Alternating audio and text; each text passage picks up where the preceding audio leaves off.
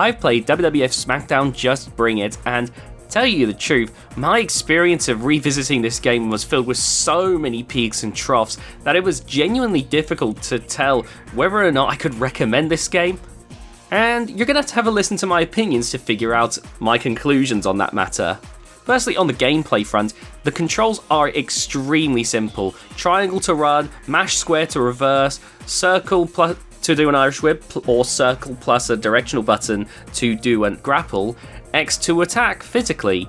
It's very simple stuff, really.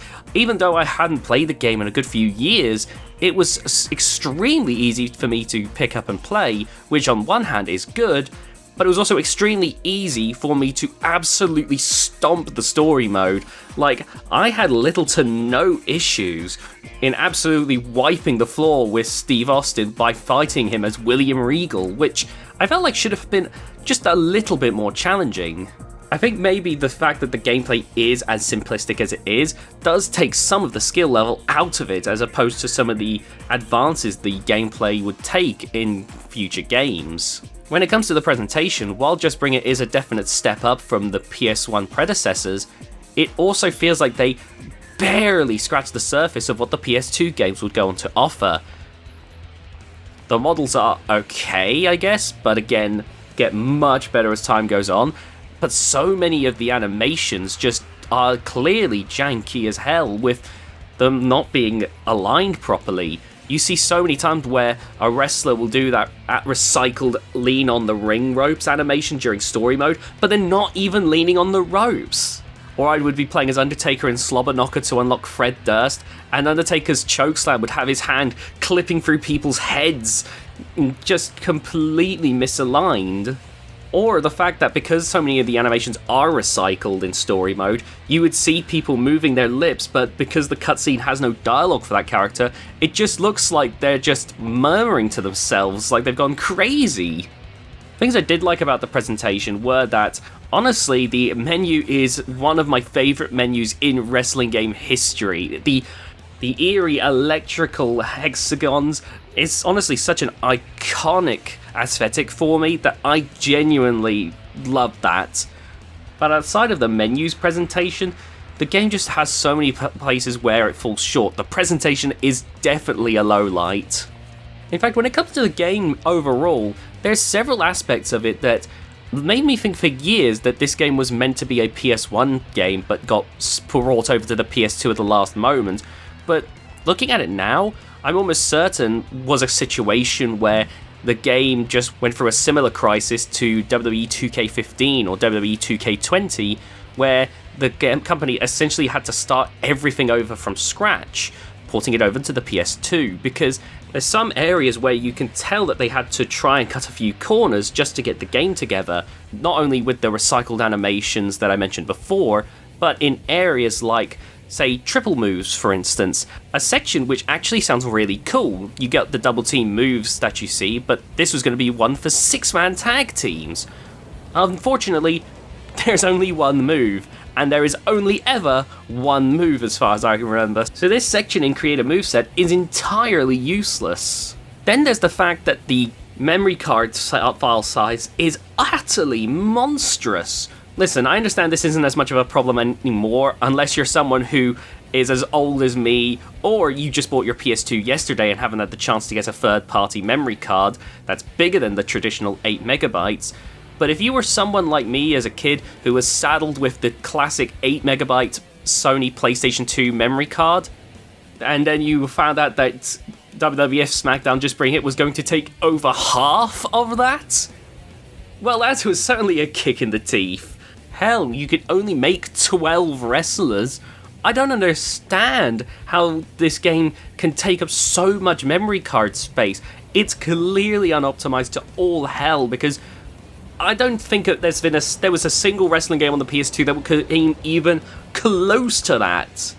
And oh my god, the commentary. It's safe to say the commentary for WWF Smackdown Just Bring It is really disjointed, and while it is extremely funny, it is still so bad. Now with all that in mind, you must think that I absolutely hate this game. I mean, all I've been doing is ragging on it for these past few minutes, But it isn't all purely black and white like this. At first I was thinking that I was going to hate returning to story mode because I knew how simplistic the overall stories are, but I actually found it a little bit of a blessing at the same time. The stories, yes, were at their bare minimum and were hardly compelling like some of the future games would be, but they're often so short that they're quick and easy to just sit back and go through. Plus, with the different branching paths, while the initial stages can get a little bit repetitive, it was very engaging for me to quickly venture off to a different path. You know, I could go forth and fight for the tag team titles. The route I took allowed me to unlock Spike Dudley by taking on the Dudley Boys in a tables match, but if I'd have stuck on the regular path, I would have found another tag team partner for a 6-man tag team match against the tag team champions. Or the fact that you can obviously go off for the world title, which is probably the simplest story of them all, or go off to fight for like the light heavyweight, European, Intercontinental titles. You could go find Rhino to fight for the hardcore title. You could even decline to go for a title to fight Tajiri, which I don't know what Tajiri's saying, but I'm willing to bet that this isn't actually a sentence. Honestly, it is entertaining enough that it can keep me going. I swear I remember one route I took once, where I somehow managed to fail so tremendously as a kid. I swear the story actually ended with Vince throwing me out of the building. I can't remember how to do that, and I could be completely misremembering, but I swear that happened to me once.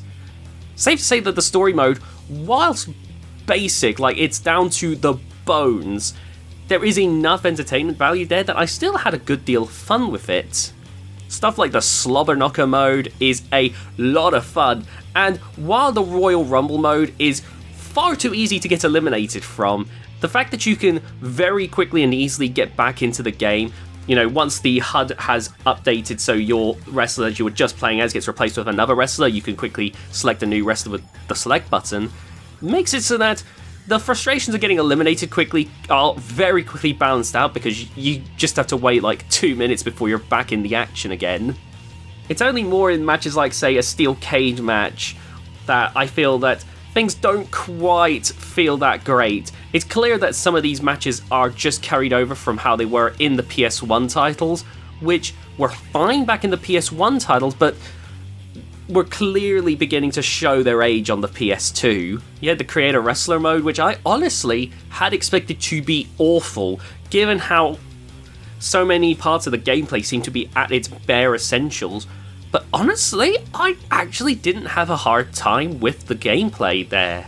I started off playing around with one of the preset wrestlers before deciding to remake one of my wrestlers from scratch, and I actually didn't have such a hard time with it.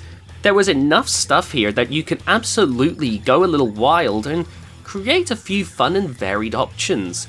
It actually reminded me how I was able to spend so much time on this game back in the day. The fact that there is only 12 wrestlers that you can make is still an absolute buzzkill, but the fact is, you absolutely can make the most of those 12 wrestlers with some fun and varied options. I'm definitely going to be tinkering around with this.